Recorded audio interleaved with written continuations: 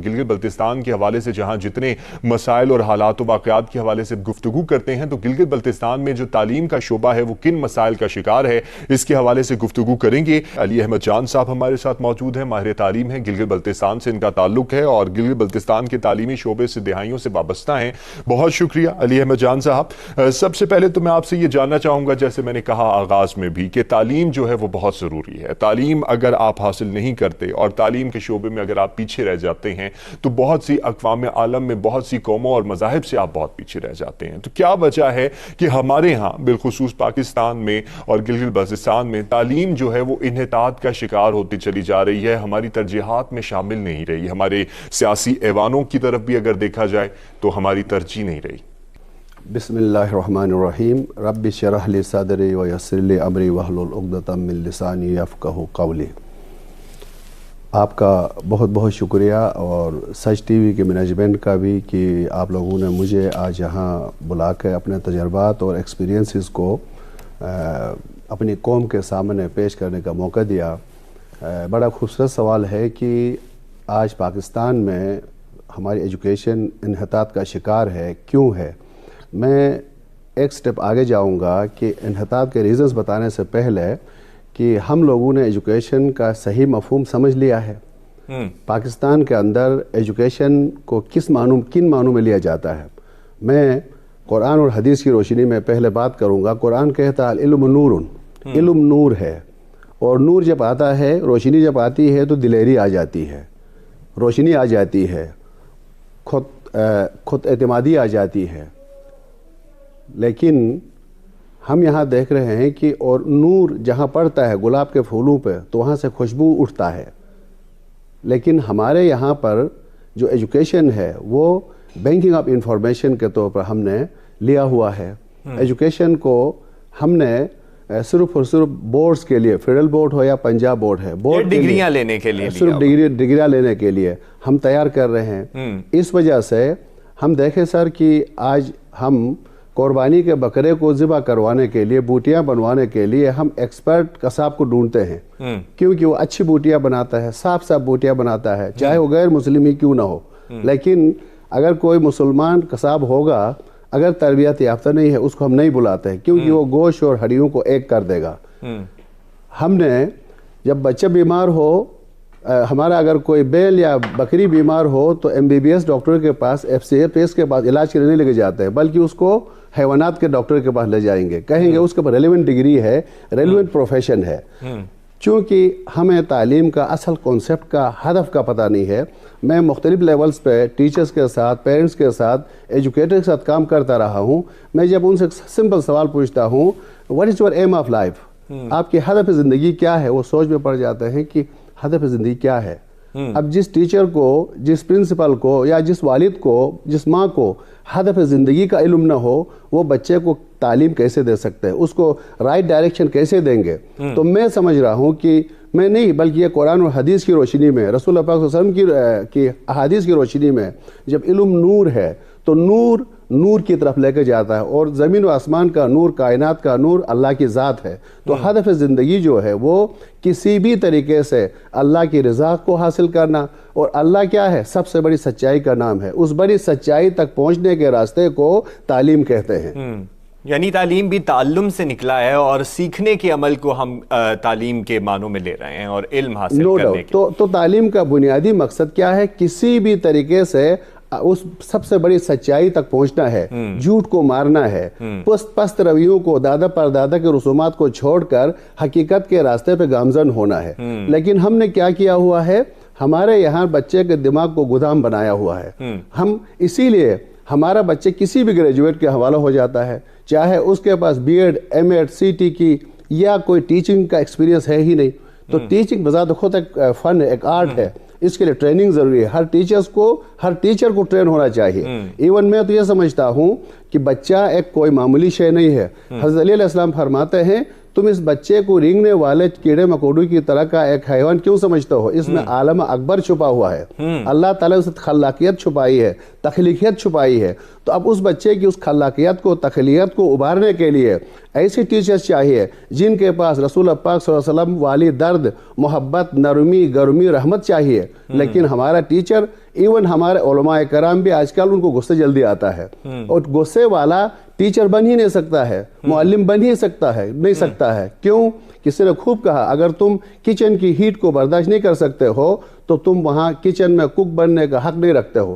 اسی طرح وہ بندہ ٹیچر بنے جس کو بچے کی نفسیات کا پتہ ہو، جس کو بچے کی ضروریات کا پتہ ہو، جو بچوں کی طرف سے جو چیلنجز سامنے آئیں گے اس کو برداشت کر کے، اس کو سمجھ کے، اسی کی مرضی میں رہتے ہوئے اس بچے کو انسانوں کی غلامی سے آزاد کر کے اللہ کی بندگی تک لے کے جائے. یہ ایجوکیشن ہے. تو ہم کیا کر رہے ہیں اس وقت؟ بس بریفلی ہمارا تعلیم کیا ہے؟ کوئی بھی پڑھا لکھا گریجویٹ ہے اس کو بچہ حوالہ کیا ہے، اور لکھی ہوئی کتابوں سے وہی مواد اس کو کریمنگ کے ذریعے، رٹّ بازی کے ذریعے اس معصوم ذہن میں ٹھونستا ہے. تو اگر اب یہی ہے کہ اب میرا بچے کو رات کو ایک گلاس دودھ پلاؤں، اگر صبح وہی دودھ نکالے تو ہم ڈاکٹر کے پاس لے جائیں گے، اس کا ہضمہ خراب ہے. لیکن جب بچہ نوٹس کو، جو کتاب میں لکھی ہوئی مواد کو ایز اٹ از امتحان میں چھاپ لے تو میں سمجھتا ہوں چاہے وہ کتاب دیکھ کے لکھے یا زبانی لکھے، اگر ہو بہو اس نے وہی چیز چھاپا ہے، وہی مواد، یہ پلیجرزم ہے، یہ نقالی ہے. تو ایسا بندہ، اس کو کہتا ہے یہ عالم تو بنے گا، معلومات کا ذخیرہ تو ہے. اس کو اسلام نے کیا کہا؟ عالم بے مغز، عالم بے عقل. وہ معلومات رکھتا ہے لیکن عملی طور پر ان معلومات کے خلاف چل رہا ہوتا ہے، کیونکہ اس کو پتہ ہی نہیں، یاد تو کیا ہے سمجھ میں نے کئی اسکولوں میں جا کے دیکھا، ٹیچر نے پڑھایا ہے بچے کو ارلی چائلڈہڈ ڈیولپمنٹ میں کلاس 3-2 میں، ان کو 1 سے 100 تک یاد ہے. جب میں اس کو ایک 3 نمبر کا کارڈ دے کے، ڈیجٹ دے کے، تو جاؤ بیٹا 3 سٹون لے کے آؤ، وہ باہر سے 4 لے کے آتا ہے. اب 3 نمبر تو اس کو رٹوایا ہے لیکن اس کا کانسیپٹ کلیئر نہیں ہے. تو لہٰذا what is education? Education is an in side out process. جس طرح مالی اس بیج کے اندر درخت مالی نہیں ڈالتا ہے، بلکہ رب نے اس اخروٹ کے اندر، اس بیج کے اندر پہلے سے ہی درخت بننے کی صلاحیت رکھی ہوئی ہے. مالی کا کام گرمانا ہے، نرمانا ہے، اس کو ہوا، پانی، کھاد اور زمین کو نرم کرتا ہے، تو وہی صلاحیت جو درخت بننے کی ہے وہ اخروٹ کو توڑ کے باہر آ جاتی ہے. اسی طرح وہ بے عقل مرغی بھی جب اس کے نیچے انڈے رکھتے ہیں، وہ چوزہ اندر نہیں ڈالتی ہے، بلکہ اس انڈے کے اندر چوزہ بننے کی صلاحیت میرے رب نے رکھی ہے. اب مرغی کیا کرتی ہے؟ اپنے نرم پروں سے اس کو گرماتی ہے، چونچ نہیں مارتی ہے، ٹھڈے نہیں مارتی ہے. اگر ایسا کرے گی تو چوزہ انڈے کے اندر ہی مر جائے گا. لہٰذا وہ مرغی گرماتی ہے، نرماتی ہے، تو وہ صلاحیت ابھر کے خود کھول تھوڑ کے باہر آ جاتی ہے. تو میں یہ عرض کرنا چاہ رہا ہوں سر کہ تعلیم ایک گرمانے والا عمل ہے، عزت دینے والا عمل ہے. کہتے ہیں کہ مچھلی کو جب آپ سمندر سے الگ کرتے ہو تو وہ تڑپتی ہے. کیوں؟ وہ عزت پانی کے سمندر میں پیدا ہوئی ہے. اسی طرح انسان کا بچہ جو ہے وہ عزت کے سمندر سے پیدا ہوا. ہماری اوریجن اللہ تعالیٰ کے ساتھ منسوب ہے. تو لہٰذا بچے کو جب ہم ٹارچر کرتے ہیں، تم کچھ بھی نہیں جانتے ہو، تھپڑے مارتے ہیں، اس کے ساتھ بیہودہ زبان استعمال کرتے ہیں، تو وہ رٹّو طوطا ہو کے ڈگری لیتا ہے، نمبر لیتا ہے، لیکن معاشرے کے لیے کوئی ناکارہ فرد بن جاتا ہے. تو میں عرض یہ کر رہا ہوں کہ آئے ہم ایجوکیشن کے صحیح معنی کو، مطلب کو سمجھ لیں. ایجوکیشن ایک ان سائڈ آؤٹ پروسیس ہے، ایک نور ہے، ایک تخلیقی پروسیس ہے. اس میں جو سٹیک ہولڈرز ہے، ٹیچرز ہے، پیرنٹس ہے، علماء ہے، معاشرے کے افراد ہے، ہمیں اس بچے کو اللہ کا ایک امانت سمجھ کر اس کی شخصیت کو، نفسیات کو سمجھ کے آگے لے کے جانا ہے. کیونکہ ہارورڈ گارڈنر نے ملٹیپل انٹیلیجنس تھیوری دے کر ثابت کیا کہ ہر بچے کے اندر 9 ذہانتیں موجود ہے. وہ فزیکل سمارٹ بھی ہے، فزیکل لرنر بھی ہے، انٹرپرسنل سمارٹ بھی ہے، انٹراپرسنل سمارٹ بھی ہے، ویژول سمارٹ بھی ہے. تو اس کے اندر 9 انٹیلیجنسز ہے، لیکن ان میں کچھ ڈومیننٹ ہوتے ہیں، کچھ دبے ہوئے ہوتے ہیں. تو ٹیچر کا کام، بڑوں کا کام ایک نرچرنگ پروسیس کے تھرو، نرمی کے ذریعے، محبت کے ذریعے، ریسرچ کے ذریعے، پلاننگ کے ذریعے اس بچے کے ان صلاحیتوں کو، دبی ہوئی صلاحیتوں کو ابھارنا ہے اور نکھارنا ہے.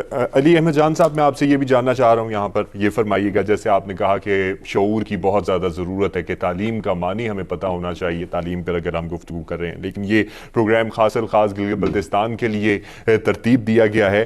گلگت بلتستان کے اندر تعلیم کے کیا مسائل دیکھ رہے ہیں؟ کہ کیا عمومی طور پر یہ کہا جاتا ہے کہ گلگت بلتستان کے اندر جو شرح خواندگی ہے وہ اگر تمام ایریاز کے حوالے سے دیکھا جائے تو وہ 100% ہے، لیکن کیا شرح خواندگی 100% ہونا کافی ہے؟ کوالٹی آف ایجوکیشن کیا ہے؟ بہت اچھا سوال ہے سر. بالکل بھی ایسا نہیں ہے. اگرچہ اگر شرح خواندگی 100% بھی ہو تو بھی میں کہوں گا وہ الف بے لکھنے والا تعلیم یافتہ نہیں کہلاتا ہے. تعلیم یافتہ صاحب نظر ہوتا ہے. وہ خزاں کے پتے کی طرح جدھر سے ہوا چلے ادھر نہیں بھاگتا ہے. تو گلگت بلتستان کے میں اگر اس کو تھوڑا سا اس میں بیان کروں تو وہاں کے سیاق و سباق میں وہاں 2 سسٹمز ہیں, ایک ہے پبلک ایک پرائیویٹ ہے. تو گورنمنٹ کے اندر بھی مثلا مثال کے طور پر گزر سائٹ ہے, ہنزا نگر ہے, اسکردو ہے, جہاں پر جو میں سمجھ رہا ہوں ملٹی کلچرل انوائرمنٹ زیادہ ہے. وہاں پر باہر سے وزٹرز کا فلو بھی ہے. وہاں پر آغا خان ایجوکیشن نیٹ ورک کے تھرو ایجوکیشن پہ ٹریننگز پہ بہت کام ہو رہا ہے. میں نے خود وہاں PDCN ایک ادارہ ہے جہاں ٹیچر ٹریننگ پہ بات ہوتی ہے, اور وہ ادارہ جا کے ہول اسکول امپرومنٹ. اب یہاں جنہوں نے اسکولز کھولے ہیں ایون اسلام آباد میں بھی جو اونر ہے یا جو پرنسپل ہے اکثر کو یہ بھی نہیں پتا اسکول کیا ہے. اس کو ڈیفینیشن پوچھو, there are 6 pillars of school. اگر 6 پلرز کو لے کے نہیں جائیں گے تو وہاں سے نکلا ہوا بچے کی ہولسٹک ڈیولپمنٹ نہیں ہوگی, وہ ادھوری شخصیت کو جائے گا. تو گلگت میں کہتا ہوں کہ 50% ادارہ ایسے ہیں جہاں PDCN کا انٹرونشن ہے, ایکیڈین کا جو انفلوئنس ہے, وہاں پر ریگولر ٹریننگز ہوتی ہے, آن گوئنگ ٹریننگز ہے. تو اس وجہ سے میں خود اس کا حصہ بھی رہا ہوں. تو جب ٹیچر کو آن گوئنگ ٹریننگز بھی ہو رہی ہو اور جا کے کلاس روم بیسڈ آبزرویشنز بھی ہو, فیڈ بیک بھی مل رہا ہو, تو وہاں پہ بچے کی ہولسٹک ڈیولپمنٹ انشور ہوتی ہے. تو میں صحیح علی احمد جان صاحب یہاں پہ بریک پہ جا رہے ہیں, واپس آتے ہیں, واپس آ کر گفتگو کریں گے, تھوڑا سا موازنہ کریں گے پبلک اور پرائیویٹ سیکٹر کا. ناظرین بریک پر ویلکم بیک جی. ناظرین گلگت بلتستان کے اندر بہت سے تعلیمی مسائل دیکھنے کو مل رہے ہیں اور اسی کے اوپر گفتگو کا سلسلہ جاری ہے. علی احمد جان صاحب یہ فرمائیے گا, جس طرح ہم موازنہ کر رہے تھے پبلک سیکٹر کا بریک سے پہلے اور پرائیویٹ سیکٹر کا, تو عمومی طور پر یہ بھی دیکھا جاتا ہے کہ گلگت بلتستان کے اندر جتنے بھی گورنمنٹ سیکٹر کے جو سکولز ہیں ان پہ اس طریقے سے توجہ نہیں دی گئی جس طریقے سے ان پہ توجہ دی جانی چاہیے تھی. اور اب جو پرائیویٹ سیکٹر ہے وہ بڑے ابھر کے سامنے آ رہا ہے اور لوگوں کی کوشش بھی ہوتی ہے کہ پرائیویٹ سیکٹر میں ایڈمیشن کرائے جائیں, لیکن گلگت بلتستان کے باسی اتنے افورڈیبل نہیں ہیں کہ وہ اپنے ہر بچے کو پرائیویٹ سکول تک لے کے جائیں. Thank you very much, it's a really great question. بالکل, میں خود گورنمنٹ میں 16 سال کام کر چکا ہوں. گورنمنٹ سیکٹر میں بہت اچھا کام بھی ہو رہا ہے.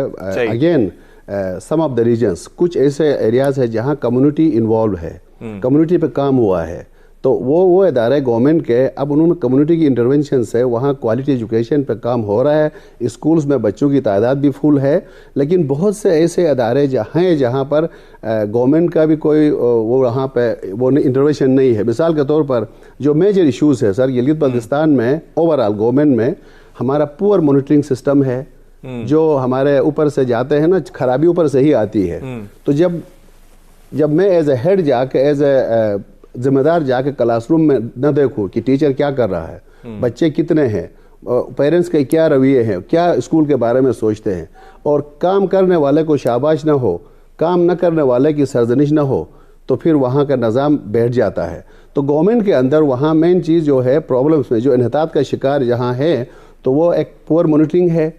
دوسری بات یہ ہے سر کہ PC4 کپ کا بہت سے اسکولوں کا اپروو ہو چکا ہے, لیکن ٹیچرز کی ڈیفیشنسی ہے. بہت سے میجورٹی آف دا اسکولز میں ٹیچرز کم ہیں. اب یہ گورنمنٹ کی مجبوریاں ہیں یا وہاں کی جو لوکل گورنمنٹ ہے ان کی نااہلی ہے, انہوں نے اس پہ کام نہیں کیا. آدھے سے زیادہ اسکولز ایسے جہاں پر ٹیچرز کم ہے ہی نہیں. اچھا, دوسرا یہ ہے, آپ دیکھیں گے سر کہ گلگت بلتستان پورے ریجن میں دیکھیں تو جو شہر ہے سٹی والے ایریا میں کوالٹی بہتر جا رہی ہے, ہر حوالے سے, انرولمنٹ کے حوالے سے بھی, کوالٹی آف ٹیچنگ لرننگ کے حوالے سے بھی. کیوں ایسا ہے؟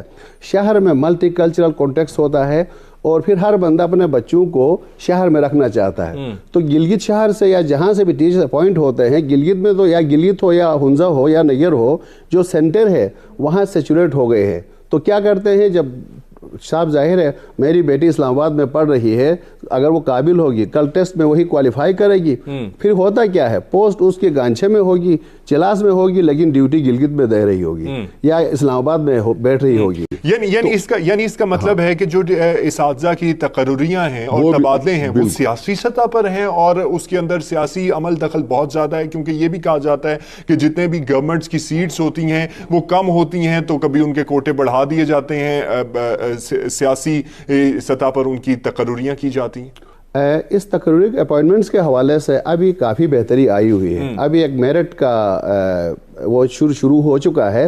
لیکن یہ ٹرانسفریوں کا جو ایشو ہے، مثلا دیہاتی علاقوں میں ٹیچرز ہیں، پیپر میں ٹیچرز سارے ہیں، لیکن وہاں موجود نہیں ہے کیونکہ باثر لوگوں کے اولاد ہیں تو وہ اثر رسوخ کر کے اس میں یقینی طور پر سیاسی اثر ہی ہوتا ہے. تو وہ جیسے گھوسٹ سکولز کا تصور دیا جاتا ہے. بالکل، ابھی وہاں گھوسٹ تک تو نہیں گئی ہے بات، لیکن ایسے اسکولز ہیں جو گھوسٹ کی طرف جا رہے ہیں. مثلا بعض ایسے بھی اسکولز ہیں کسی رشتہ دار کو رکھا ہوا ہے، خود ٹیچر بذات خود اسلام آباد میں یا کراچی میں ہو، تو میرے خیال میں یہ گورنمنٹ کی طرف سے میرا ریکمنڈیشن ہوگا کہ سب سے پہلے مانیٹرنگ کو اسٹرانگ کیا جائے. دوسرا، ہر اسکول کا جو اپروو بجٹ کے مطابق اپرووڈ سیٹیں ہیں وہ ٹیچرز مہیا کی جائیں اور ان کو کنٹینیوس ٹریننگ بھی ہو، تو جو تھوڑی بہت کمی بیشی ہے وہ اوپر آ سکتا ہے. البتہ گلگت بلتستان کے اگر ہم دیکھیں تو دیامر سائیڈ ہے کہ دیامر میں وہ تھوڑا لیفٹ آؤٹ ایریا ہے، وہاں تھوڑا سا ٹریڈیشنل ویوز لوگوں کے جب صاحب ظاہر ہے لوگوں کا آنا جانا کم ہو نہ ہو تو وہاں جو ایک بندہ ہوتا ہے وہ ون مین شو اپروچ کے طور پر، اور بدقسمتی سے ہم لوگ جو غریب ہوگا جو اور کوئی کام نہ کر سکے اسی کو ہم یا دینی تعلیم کی طرف بیچتے ہیں یا میری طرف وہ ٹیچر بن جاتا ہے.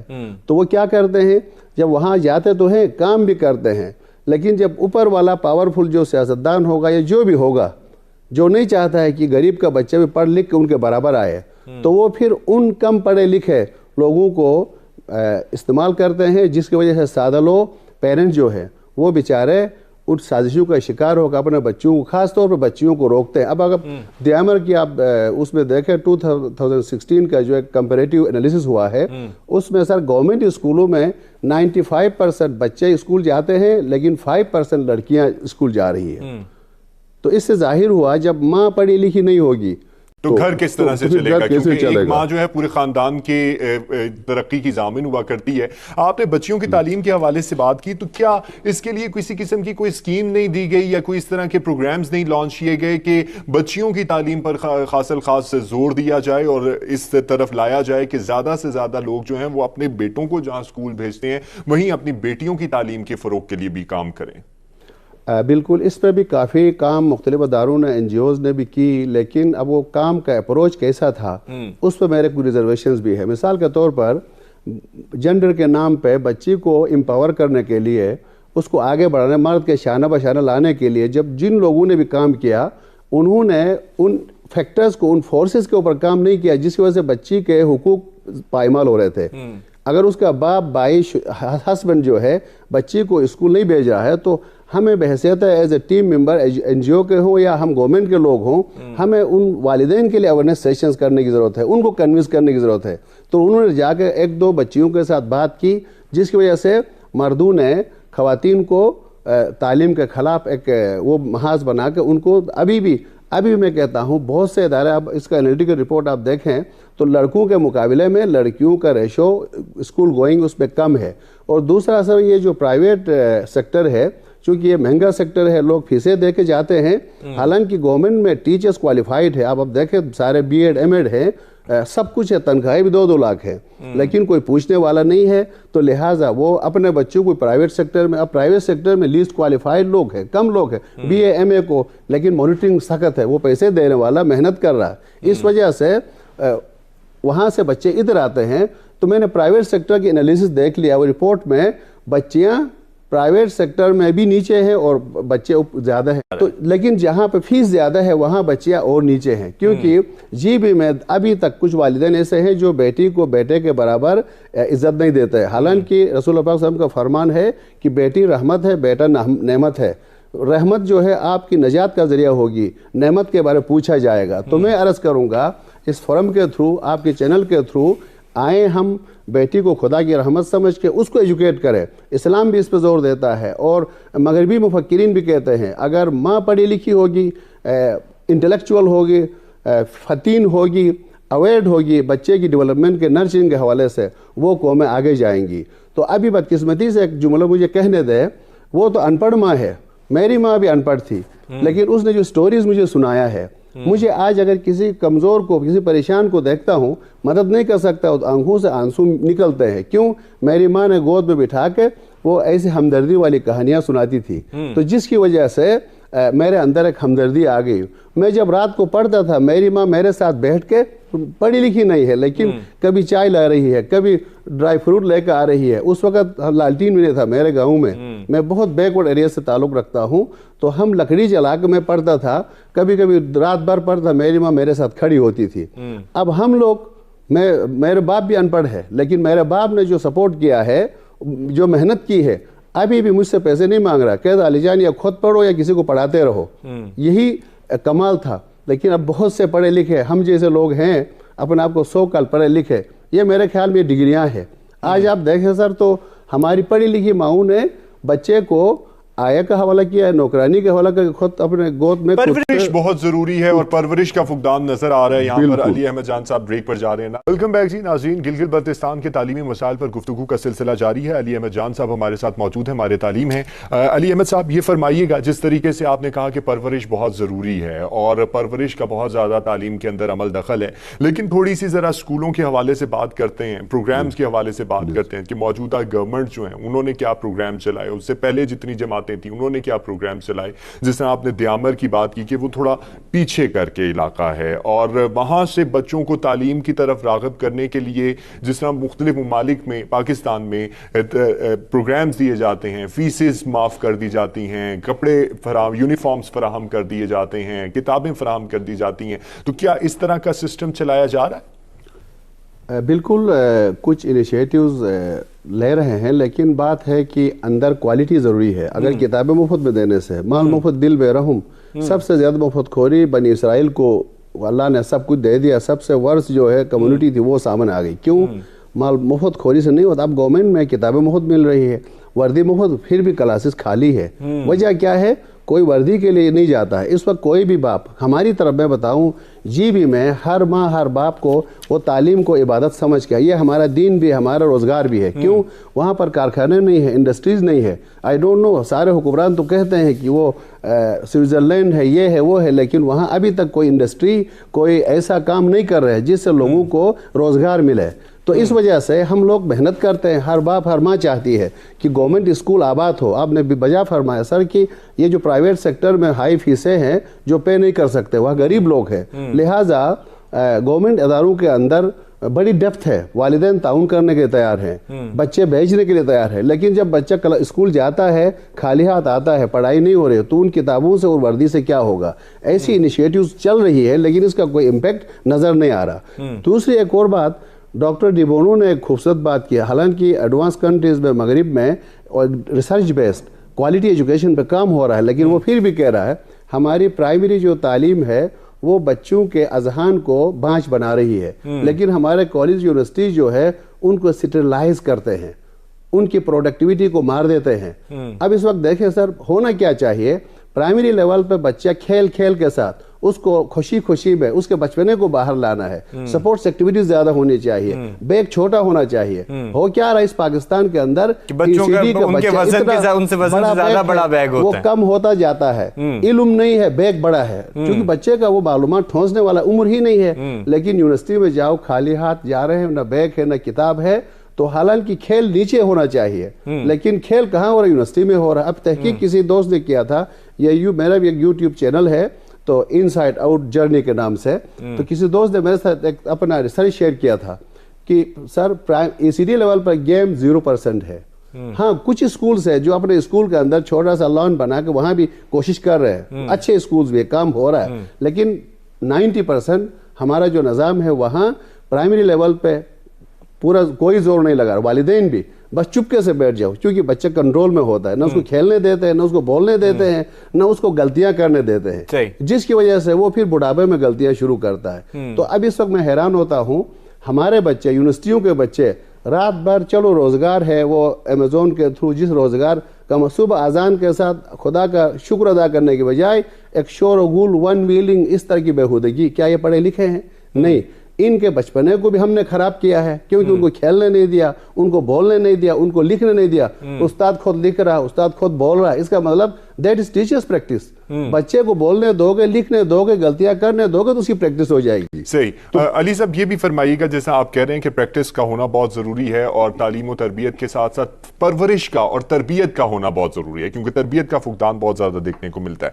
थोड़ा सा हायर एजुकेशन की तरफ भी बात करते हैं, क्योंकि गिलगित बल्तिस्तान के अंदर अभी तक कोई मेडिकल कॉलेज हो, इंजीनियरिंग कॉलेज हो, टेक्निकल यूनिवर्सिटीज हो, हालांकि कराकरम यूनिवर्सिटी है और बल्तिस्तान यूनिवर्सिटी अभी बनी है और उसमें भी उस तरीके से तालीमी मराहिल जो है, तालीमी सिलसिला मुकम्मल तौर पर नहीं चल रहा। तो क्या वजूहात हैं कि वहां पर मेडिकल कॉलेजेस नहीं हैं, इंजीनियरिंग के कॉलेज नहीं हैं, और जो बच्चे मेडिकल और इंजीनियरिंग की फील्ड में काम करना चाहते हैं उन्हें इतना लंबा सफर करके यहाँ आना पड़ता है? बहुत दर्द वाला क्वेश्चन है। मुझे खुद समझ में नहीं आ रहा है कि कोई 3 आफीमी नशे में कहीं बैठे हुए थे, तो एक ने नशे में पूछा कि ये आसमान में गोल गोल क्या चमक रहे हैं, तो दूसरे ने कहा पता नहीं यार, मैं खुद परदेसी हूँ। अच्छा। मैं उस इलाके से हूँ, उसमें मैं इंगेज हूँ, नारे भी बहुत लग रहे हैं। अभी तक कोई भी हमारे पास कोई मेडिकल इंजीनियरिंग यूनिवर्सिटी नहीं बन रही। हर गवर्नमेंट आके बड़े बड़े नारे लगाती है, वादे करके। सादे लोग यूनिवर्सिटी तो अगला मरहला है, कॉलेज तो होना चाहिए। कॉलेज इवन सर जो यूनिवर्सिटीज हैं, मैं एक दर्द शेयर कर रहा हूँ। अब पिछली दफा कराकुरम इंटरनेशनल यूनिवर्सिटी है, वहां पर यूनिवर्सिटी क्या है, कल्चर किसे कहते हैं? कल्चर को अरबी से निकला है, सकाफत से है। सकाफत सकीफ से है। सकीफ का मतलब है अक्ल और शऊर से ताल्लुक रखने वाली सरगर्मियां। ये बंदर की तरह नाच गाना जो है अकली एक्टिविटी नहीं है, इसको कल्चरल शो के तौर पर तो बड़े मजे से पूरी गवर्नमेंट साथ देती है, वो मनाते हैं यूनिवर्सिटी में। लेकिन जब यौम हुसैन मनाने पे आए, यौम हुसैन सबका है, किसी का नहीं है। यही हुसैन था जिसने खुदा की तौहीद को बचाया, खुदा के नमाज को बचाया है, वो किसी एक का नहीं है। अब यौम हुसैन जो इंसानियत का अमली तौर पर तौहीद को महसूस कराया करबला में, उसका जिक्र पर पाबंदियां होती है। तो उन यूनिवर्सिटियों पर फातिहा ही पढ़ना है, वहां से कैसे लोग निकलेंगे? वही टिक टॉकर निकलेंगे, वन व्हीलर निकलेंगे। और मुल्क की हालत जो है इस वक्त, हमने वो अफराद, वो तालिब इल्म चाहे शहर के हों, लाहौर के, मैंने लाहौर में भी 1 साल काम किया है, जूं की तरह है। जूं जब बैठ के सिर्फ उस सर से, उस जिस्म से खून चूसती है। हम ऐसे ग्रेजुएट्स पैदा कर रहे हैं, हमारे अदारे यूनिवर्सिटीज जो जूं की तरह उसी मुल्क को चूस रहे हैं। देने वाला कोई पैदा नहीं होगा। तो देने वाला कब होगा? जब यूनिवर्सिटी लेवल पर रिसर्च बेस्ड काम हो। प्लेजरिज्म हो रहा है, किसी की वर्जीनिया यूनिवर्सिटी का किसी प्रोफेसर का काम को इधर टेढ़ा मेढ़ा कर, आपका जो मैट्रिकुलेट है 6 रोड पर बैठ के 50,000 रुपए लेके थीसिस को बना के देता है, और वो प्रोफेसर नाबीना है, आई डोंट नो, साल भर एक बच्चे उसके सामने है, अपनी तरफ से 4 लकीरें लिखा नहीं है, वो लिखवाते भी नहीं है। तो उसने कहाँ से अचानक ऐसे थीसिस लिखा? उसको साइन करते हैं और वही प्लेजरिज्म वाले चोर बाहर आते हैं तो चोरी करते हैं, जिसकी वजह से मुल्क नीचे जाता। मैंने मगरिब भी देखा सर, पाकिस्तान जैसा जरखेज मुल्क, बासलायत मुल्क, और हमारे नौजवानों जैसे ज़हीन लोग मैंने कहीं नहीं देखा। लेकिन हम जानबूझ के, मुझे लग रहा है हमारे जो बड़े, जिसमें जितने भी स्टेक होल्डर्स हैं, चाहे हमारे सियासतदान हैं, हमारे उलमा है, आटे में नमक के बराबर अच्छे हैं, होंगे, मैं उनको सलाम पेश करता हूँ। लेकिन अक्सरियत सिर्फ अपना पेट भरना, सिर्फ अपना मतलब निकालना, क्योंकि हमने तालीम ही बाहर से आउटसाइड इन वाली दिया है, रट्टे वाली, डंडे वाली, डराने वाली तालीम दी है। तो फिर हमारा, जिस तरह मेरा इंजीनियर सर, मैंने अर्थक्वेक में कश्मीर में काम किया, तो वहाँ ट्रेनर्स आ गए बाहर से, उन्होंने कहा दरवाजे ऐसे हो जो अंदर से बाहर तक खुले। क्यों? जब जिलजिला आया, दौड़ना हो तो लात मारोगे, दरवाजा बाहर खुलेगा, जल्दी से लोग निकलेंगे। लेकिन हमारे दरवाजे अंदर की तरफ खुलते हैं। क्यों? हमने इंजीनियर को रट्टे वाली, बाहर से अंदर वाली तालीम दी है, तो हमारे दरवाजे भी बाहर से अंदर खुलते हैं। तो जिलजिले की सूरत में भी तबाही आ जाती है। वजह क्या है?